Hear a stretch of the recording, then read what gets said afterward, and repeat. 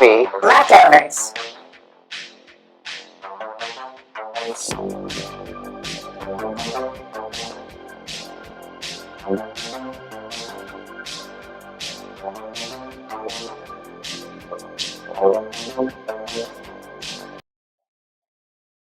All right, We're back. we're back. We did it. The sudden audio drop, and we're here. Yeah. It's movie Leftovers time. Indeed, it is. Get in here. Come on in, everybody. How you doing, man? I'm good, man. How are you doing? Doing awesome. Awesome. I'm excited for this one. We have a friend of mine coming on. Yeah, absolutely. She also streams on Discord. Her name is Ravnyca, and she's pretty much a badass. Kind of a variety streamer. Wonderful community. Like somebody that I've gotten to know over the last year or so, and she's a total sweetheart. Everything she does is super fun and engaging, and you can learn a lot when you go to her streams and stuff. So we're like, hey, do you like movies? And she's like, yeah. So she recommended we do the Sandlot. We're happy to do it today. Awesome. Yeah, I'm fucking hyped. How about you? I'm excited. Let's bring her in. Let's do it. Here we There go. she is. Hi. Hey, Rav. Hi. I didn't know that you would bring me in so soon. Yeah. Here. What is that guitar next to you? I always see you when you're in like a 4x3 pixelated small box. What is that guitar? That's a guitar. It's an electric guitar that we bought for the kids for their Christmas present Sick. a long time ago. Yeah. And they're kind of learning how to play it and everything. We have this thing on our TV that hooks it up. I can't remember. It's called like Rock Band or something. Oh yeah, Rockstar. yeah. You Yeah, actually it's play the guitar, but it like gives you the points along the way, kind of thing. Yeah, it's that you just can like play hooking along it to? into a subwoofer, but Yeah. instead of hooking it into that, you hook it into your TV, and it does all the other stuff for you, and it teaches you how to play the guitar. Dope. Oh, right on. Well, thanks for joining us. Yeah, I know that we made some offline introductions to Dan earlier, and we've got a few of your socials down below, but this was a movie that you recommended we watch, and we were super happy to do it because it's a big part of my childhood. But yeah, what's the Sandlot mean to you? Nostalgia. A lot of my childhood crushes. I had a really Okay. big crush on Benny. I had a really big crush on Yaya. I had I was always like I was really into the movie, and I was like completely convinced that the dog was a monster until Yeah. the end. So like it just because I was about the same age as the kids in the movie when the movie came out. So that's what it means Nice. for me. Were you Hell guys yeah. kind of similar or? Yeah, for me, for sure. I mean, it was this movie and Mighty Ducks kind of are similar, Yeah. you know, team sports and all that. But yeah, for sure. Team I didn't have sports. a Oh my crush. God, so many team sport movies. Yeah, I did not have a When we were crush on kids. Benny or Yaya. No. But you What know, about Heather Peppercorn? Wendy Peppercorn. Wendy. man, bet. yeah, we'll have to talk Yeah. about those scenes because that's a little bit. It's a little bit different in 2022. Right? Yeah, no kidding, Yeah. right? Yeah, it's a little Yeah. different. Yeah, Mhm. early thoughts for me, man.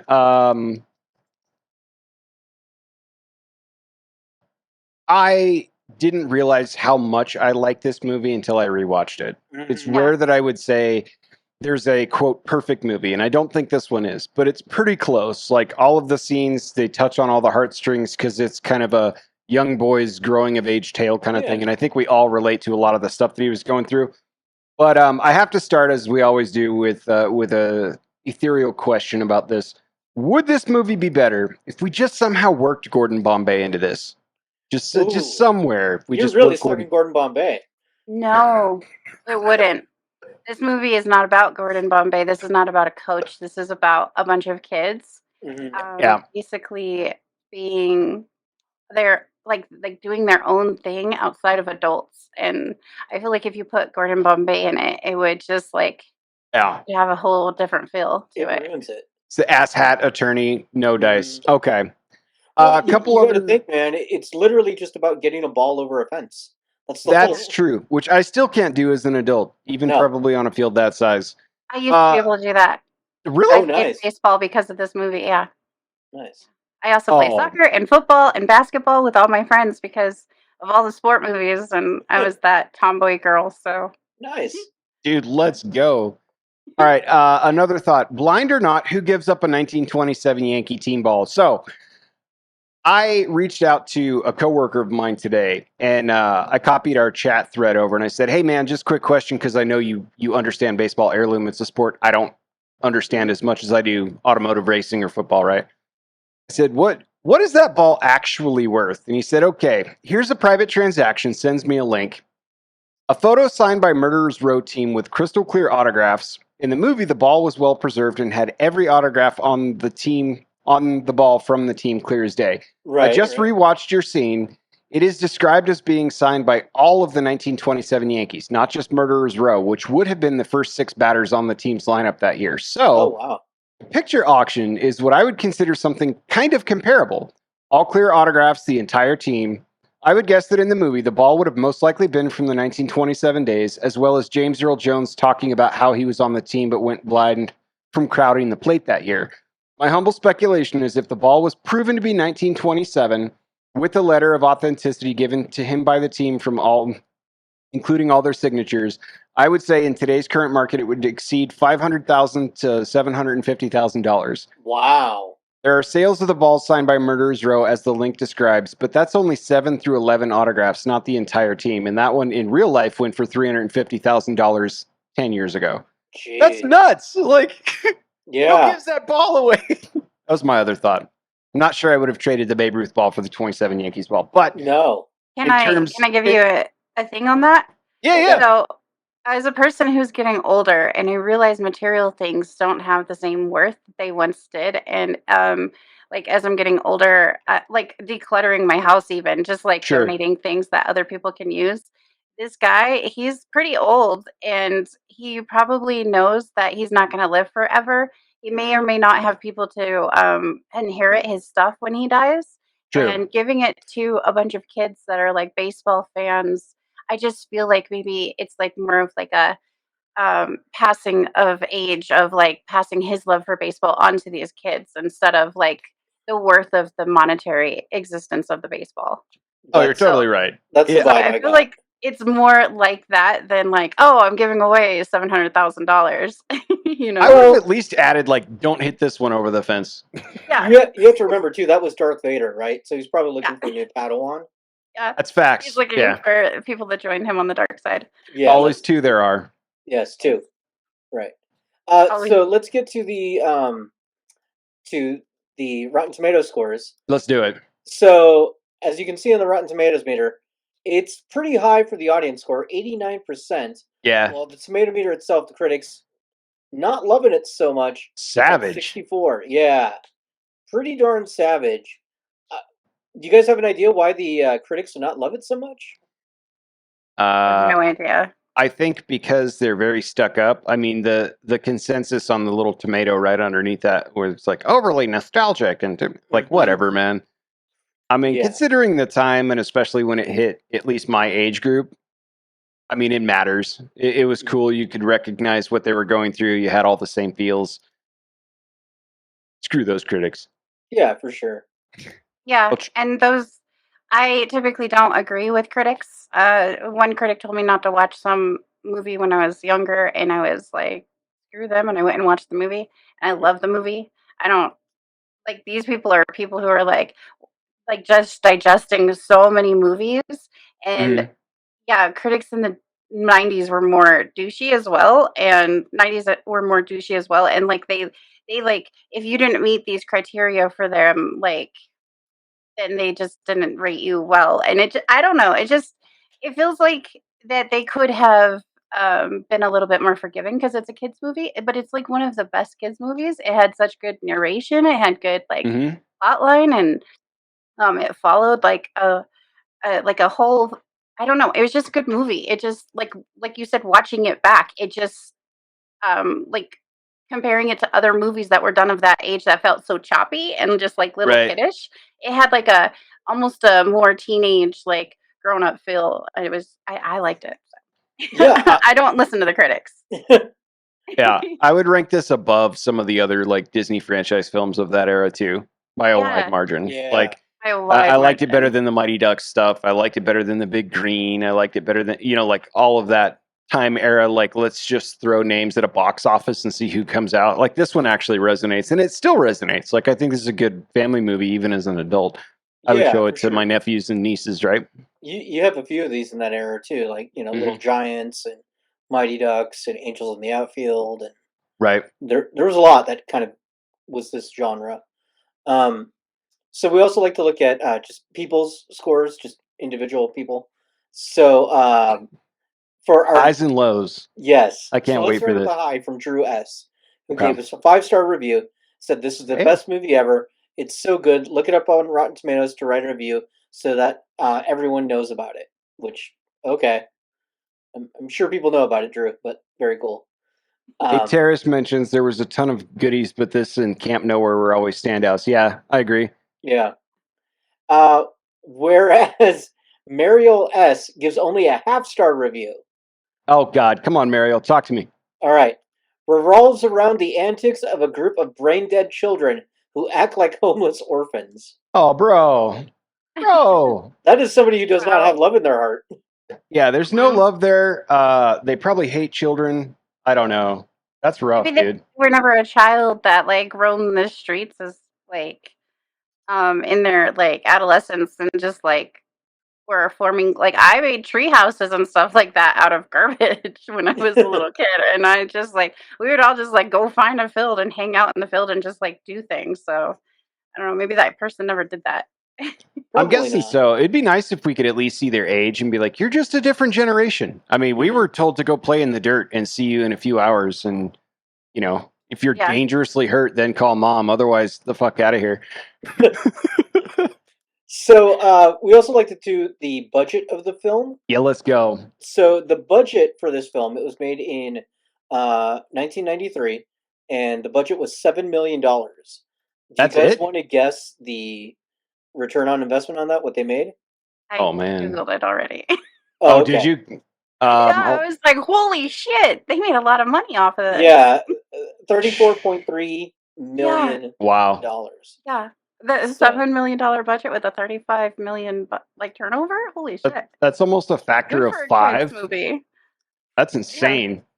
Plus, you yeah, gotta imagine, like back then, they probably had um, Blockbuster Video rental license rights, and the secondary market and all the VHS tapes and all that stuff. So they probably kept piling money in long after the box office closed.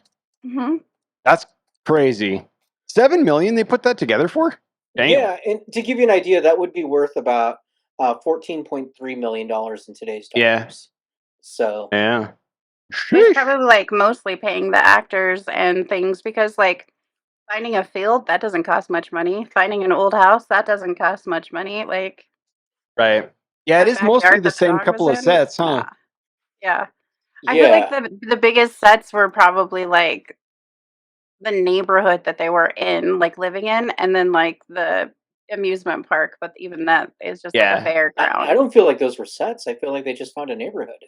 Yeah. Yeah. I think Yeah, the pool was definitely shot on location, the hmm community pool. the pool Um, was at Well, they had to Sandlot. find the cars, like the old oh, cars and stuff yeah, to put in true. the driveways. Yeah. Yeah, but usually studios have got like stuff like that. Spares, just Yeah, hanging Just out. sitting spares. around. Yeah. Yeah, Yeah. in warehouses and things like that, and they just park them. So What yeah, were your thoughts, Dan? Just overall before we I break loved and it. take. I thought it was a fun, wholesome movie. It's the only thing that I had troubles with was what I talked about earlier, the windy peppercorn shots. Yeah. Uh, those are very problematic nowadays and pretty bad. Um, couldn't do that nowadays. But other than that, it was a great film. A lot of fun. As a mom, I Yeah. had a little bit of problem with how standoffish they were. I mean, that was the generation in the 60s and even the 70s and 80s, but like they were so uninvolved in their kids' life. Like they just had no patience for their kids. And Hmm. I have two children that are about that age. And I'm like, I can't even imagine just like not even talking to the Yeah. stepdad herself about teaching him and being open and patient with him. Like, Yeah, that is definitely a generational shift that has yeah, Yeah. happened. Yeah, sure. like kids were there to be seen and not heard type of shit. Hmm. Oh, sorry. I don't know if we can cuss Yeah, here. it's Oh, you fine. can It's say fine. whatever the Okay. fuck you want. Yeah. Yeah. My dad and I He didn't say anything. He's very closed door, very boys don't cry kind of generation. You know what I mean? And yeah, it's different now. Like as an adult, I can kind of like chip away at him a little bit. Like it's all right to talk about this shit, dude. But yeah, I feel you. Yeah, Yeah, for to sure. talk about it. Well, tell you what. Why don't we take our break Pay the and then bills. we'll come back and we Okay. will then talk about what our plans are for a reboot. Let's go. All right, we'll be right back.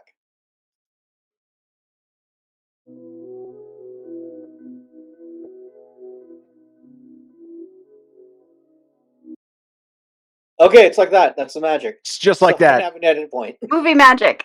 Indeed. Yeah. Indeed. So I think we should have our guest go first. Ravnyca, I love do you want it. to go first with that? Oh, you want me to go first? Let's Yeah, go. why not? Let's go. I'm a little nervous. But yeah, okay. So is this the reimagining part where we Yes, It redo is. it? Okay, so let's tell people who are new to the show. So at this point, we've given our review. In the second half of the show, we'd like to give our ideas of either a reboot, sequel, prequel, whatever it is you want to do. Theoretically, Hollywood has come to you, given you a blank check, and said, "Do something with the franchise." What are you going to do Okay. with it? So Okay. So the way I reimagined it, and stick with me here, okay, is basically instead of baseball and the big league Babe Ruth, it would be theater kids, and it would be the like Audrey Hepburn.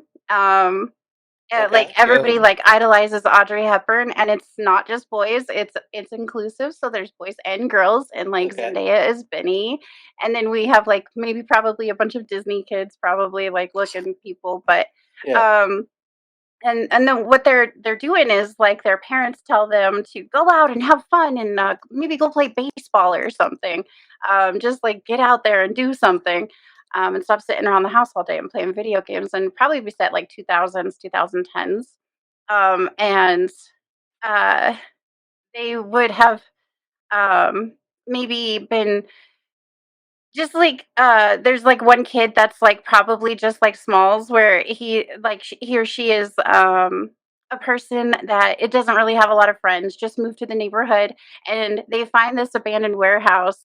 And all these kids inside are in there, and they're like they're practicing skits and stuff. And then okay, they go in and they like trip over something, and then they're like, you get up on stage and you do something, and because they're like, oh hey, that person's here, and then they get up on stage and they like just can't sing, they can't dance, they can't do anything, and then these kids kind of take this person into their fold, and there would be like probably a scene similar to like maybe it would like make it's not like an Oscar or anything, but they're holding something that's signed by Audrey Hepburn, and they bring it to the thing, just like the baseball situation where they had to go get it from. I didn't think of what it would be yet, but like they yeah, go get it and they bring it in, and then the similar situation to like, oh, the king, or what is it, the king of Clash, the oh yeah, the Yeah, yeah. Sultan is Colossus of spinning, or Clout, where they're all, yeah, and instead of that, it'd be like something like the Rat Pack Princess, the Tiffany of Breakfast, the Monkey Puzzle, the yeah, Funny Face. Come on, you know, like, and then they'd be like, "Oh, Audrey Hepburn. Oh, I know who you're talking about now." And then they would like drop it down a hole or something. Like in this abandoned warehouse, there'd probably be a hole, and there's like maybe like a really big Maine Coon cat or something that they think is maybe like a jaguar. Instead of a dog, it'd be like a cat, because cats like okay, live around warehouses and catch rats and stuff.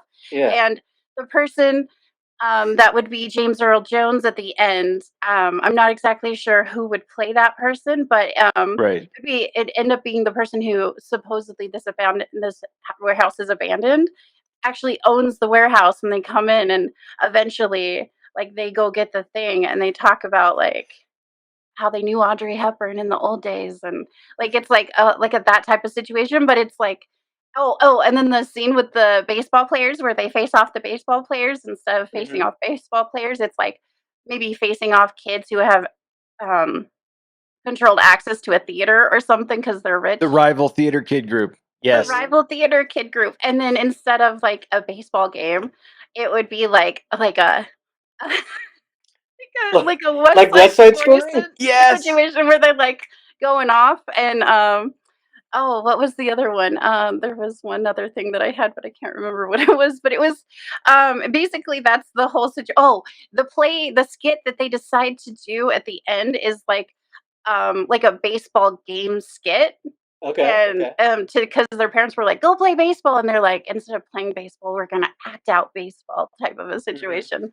But yeah, that's So my reimagining. so minus Audrey Hepburn, the warehouse, and the Maine Coon, that sounds exactly like when I went to junior high school. Really nice. Exactly like it.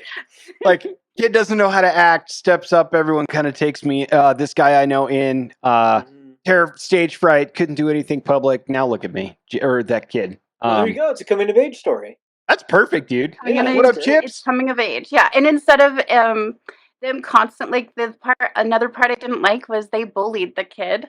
They Yeah. bullied Smalls, and I did not like that. And so I Hmm. was like, instead of bullying him, they would actually, um, or her, Zendaya. It would probably be Zendaya as the main character, or no, it wouldn't be Zendaya because Zendaya is the person who is the meant to be actress. Hmm. But it'd be like the other person who like they take that person into their fold, and they don't bully that person into like, "Oh, you don't know this?" So Because that wait, was one big issue so I had. Zendaya would be one of the kids? Yeah, Zendaya would be one of the kids. Okay. So I looked it up. But She's so 26 years old. yeah, yeah, Okay. but so this is gonna be in like 2010. Oh, okay. Okay. She would Okay, have been gotcha. like a teenager back then. Okay. Okay. I see what you're saying. All right. And one of the biggest issues I had with the whole situation is like how mean some of these stereotypes were. Like nobody, like the stepfather Yep. didn't take him in and teach him really. He's just like, keep your eye on the ball. That was it. Like you're Hmm. expecting this kid who's never caught a ball It's to. Dennis Leary, though. It's what it's Dennis Leary. Yeah, It's he's an Dennis asshole. Leary. Yeah. Yeah, But I was just like, Even has a nobody song about taught that. him that's true. Yeah. being a butthead. It's called I'm an Asshole. It's kind of funny It's Oh, and literally a very I old song. think I've school. never heard it. Yeah. It's good rewatch. Dude, I Nice. love this. This is actually a really original concept. Like Yeah, I Yeah, like I it. dig this a lot. This is cool. Did you thank cast you. everybody or just have some thoughts and feels around the kids? I cast Zendaya because I was just thinking this would totally be her wheelhouse, and Yeah. Sure. also I could see her as Benny because Benny has that feel of like too cool for school, but also open and has a lot of feelings and is nice. And I kind of feel like Zendaya is like that, only a female. So There you go. yeah. Well, according to IMDb, Benny and then the guy that's the older Benny are brothers. Oh, really? Yeah. Yeah. Oh, wow. Pablo So, and Mike Vitar. yeah, I I got the didn't know graphic up that. right now. So, that's kind of cool. Yeah. Hello But back to yeah. Twitch to Spicy Chipmunk. Thanks for joining Movie Leftovers. Yes, thank you. Well, that's a really cool. That's a really cool plot. I like that. Angel, do you want to go next, or do you want me to go next? Dude, let's do it. Let's do it. Okay. So other quick hitters, because I had to do some research here. The kid's toy is called the Erector robot in his bedroom. It like pans in on that and then pans away. And I was Okay. like, what is that? It's a real toy. You can actually buy these things. It's like a little mechanic set that you put all the pieces together and you can Yeah, build Erector like, set. I'm buying some. Yeah. So just right off the bat, I did not know you could buy the Erector robot toy set, and it still exists. You can buy them today. You just have Yeah. these things. Additionally, if I had a dream about Babe Ruth and Art LaFleur walked out of my closet smoking a cigar, I would probably shit frisbees. So not sure I'll change that in the cast. Maybe, maybe not. But like I said earlier, like it's rare that I say this is a complete film. Obviously, we've done some interesting ones on this show so far, but I really, really like this one. So I think I would keep it by and large the same. This will be another concept where if I was offered the blank check to do the Sandlot the first time back in the 90s, right? So I'm going to keep the actors from that era as well. But this will be a 4-part miniseries to me. I think there's a lot more to explore with this than just the movie itself. I really like the way they did it. I think they cut a couple of scenes maybe too short and maybe went a little long on other ones. But first one would be Scotty moves to town, right? So Okay. we'll get a full backstory. Scotty's father passes away, mom remarries, emotional detachment starts to set in, like, you know, introverted becomes like the way to go in the first one. It's going to end where the second of the series picks up, which is arriving in California, seeing the other kids, being scared that you won't fit in. All the same themes that we saw in the movie just kind of developed a little bit more. we see him kind of secluding deeper indoors and with his toys and his books and so forth. Would probably develop a relationship in this period between Mom Smalls and Bill, because there was none of that. To Ravnica's earlier point, like there's literally no communication between Mom and Bill. And then Right. see the Wendy Peppercorn stuff, like the introduction of, oh my God, it's Wendy Peppercorn. She's like, every 9-year-old's dream come true, apparently. And then I'm not certain about the kiss at the pool either. I put an asterisk on that one. Like, I mean, my boy took a shot. So, like, at the end of the film, he ends up marrying Wendy Peppercorn. So clearly, like, it was adorable to her in some respect. But you can't quite do that these days. Episode 3 would be all centered around the boys, right? So we'll have character development around them. He starts to come out of his shell. We introduce the Beast. We're terrified of the Beast. And we also start to explore the rivals Tiger team. But I'd say, like, make this a series of games. Maybe throw an injury in there, too. We got to have a comeback story for this. Maybe add a salary cap, bring someone in to do a little money ball here. I'm kidding. No salary Okay, I was cap, no gonna money like, ball. what? I was like, celery cap? What? Yeah. After the games, we're going to introduce the Babe Ruth ball and the heroic save attempt by Benny.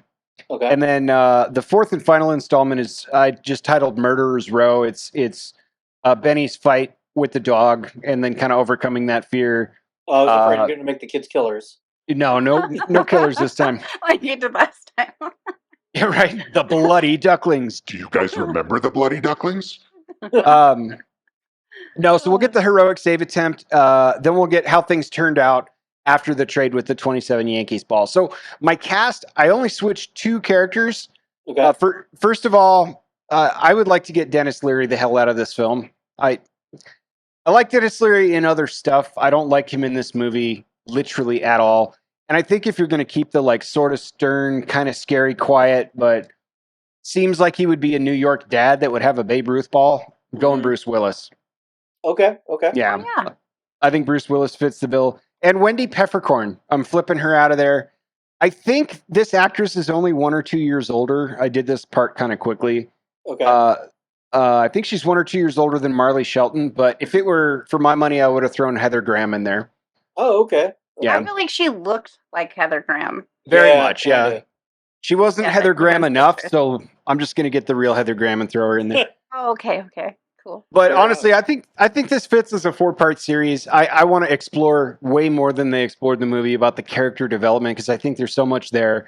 I don't know if this was based on anything or if it was an original concept, but as a standalone film, this is really, I mean, every other character I would have cast the same. This is as close to fucking perfect as I can get. That's what made this remake a little bit hard for me. So Yeah, it's such a great story, and it is.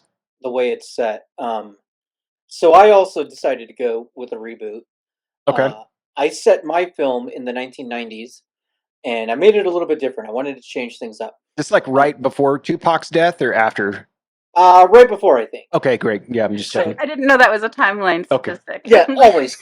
Yeah, Tupac. That's right. BP and AP before That's right. Pac and after Tupac Pac. Yeah. Before Pac, after Yeah, that's right. Oh, nice. So my film was set in Japan in the 1990s, where Scott Smalls and his family moved to Japan. His stepfather is in the military and has been stationed over there. So Sure. now he's got to make all new friends in a whole new culture. So Scott is a giant baseball fan, and he introduces his new friends to baseball. So it is that growing up, it's a little bit of fish out of water and a little bit of cultural exchanges. They'll have all sorts of antics. At the very end, it's going to be that Scott has to move away because Dad's been stationed somewhere else. It's time for him to go, and so Sure. it ends with on a sad note that he's leaving his friends and all these memories. The movie will be the span of a few years where he's gotten a chance to know these kids and grow up with them. But at the end, the narrator says that Scott, because the narrator is Scott, just like in the original, him and the kids that he met in Japan have all become friends and remain friends because of the internet, because it's the 90s and it's all new. Mhm. They would play baseball games online together. And so the very end of the film is Thank Scott you, Al returns Gore, to for that. Japan. Yeah. Scott returns to Japan as a college student to go to college with his friends in Japan. Nice. So That's That's so the premise. sweet. Yeah. Well, I That is wanted to keep adorable. it in that vein, you know? Yeah. Does he somehow like get tutored by Ichiro Suzuki or anything you like could. that? We could add Oh, those things. Yeah. Yeah. I did not cast it because I don't know any kid actors, and it would just be Google searching. So In the we- 90s, I'm sure Rav could help you out, right? What did no, we no, talk no. about on your I stream? wanted Devon to cast it Sawa, now, Leonardo DiCaprio. Oh, okay. but set it in the 90s. Just joshing you, man. Yeah. Oh, you could pick one child, but then you'd have to pick a bunch of Japanese actors, and Right. I don't know any I don't know children either. Japanese Yeah. actors. I Yeah. did look up though. The Sandlot actually has 2 sequels. It There's does. the Yeah. Sandlot 2 and the Never Sandlot seen 3 them. Heading Home. Do you guys know what these movies are about? Nope. Not at all. Okay. So I looked it up because I thought it would be kind of fun to see what Hollywood actually did. Oh, yeah. So the Sandlot 2 was written and directed by the same director, David M. Evans. Okay. And it's set about 10 years later in 1972 with a whole nother group of kids and the younger brother of Scott Smalls. So there's another Smalls. There's the smaller Smalls. There's a smaller Smalls, and it's basically the same story. A ball goes over the fence. James Earl Jones is there again, and it's a new beast that they call the Great Fear. It's the pup of the beast is now Nice. Yeah. So it's basically the same movie. So good on him for selling the The same pup movie of twice. the beast. Yeah, So the beast had a child. the son of the beast. Yes. Now the Sandlot 3 is where it gets interesting because they introduce time travel. Oh, Okay. Yeah, I mean, so did the you guys Ninja are perked Turtles. up Let's already with go. this. Yeah. Right. That was the best one too, Yes. in my opinion.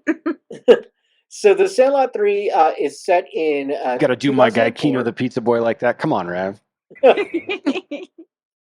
So it's set in 2004, where Tommy Santarelli, the superstar player of the Los Angeles Dodgers, has been knocked out by a wild pitch. hmm And because of that, he somehow time travels back to his older self. I mean, that's how I do it. Right. So now he's a kid again, but he still remembers all being an adult, which, whatever. And somehow he has to teach this group of kids to play baseball because the rights to the Sandlot are now up for grabs between his group of friends and a rival group of friends. Nice. And Turf so, war. yeah. I love So it. basically, midway through the game, he gets knocked out again as a kid and pops back up as an adult, and that's the time travel. They save the Okay. Sandlot, everything's great, but yeah, they incorporate time travel into the Sandlot. Maybe that's more like the Wizard of Oz situation where she was dreaming the whole time. He was Well, dreaming. one of the reviews I read says it's a great mix of Back to the Future and A Christmas Carol. Hmm. So Are Right. all of these on Disney Plus right now? all of them All are on three? Disney Plus. I checked. Yeah. Nice. Yes.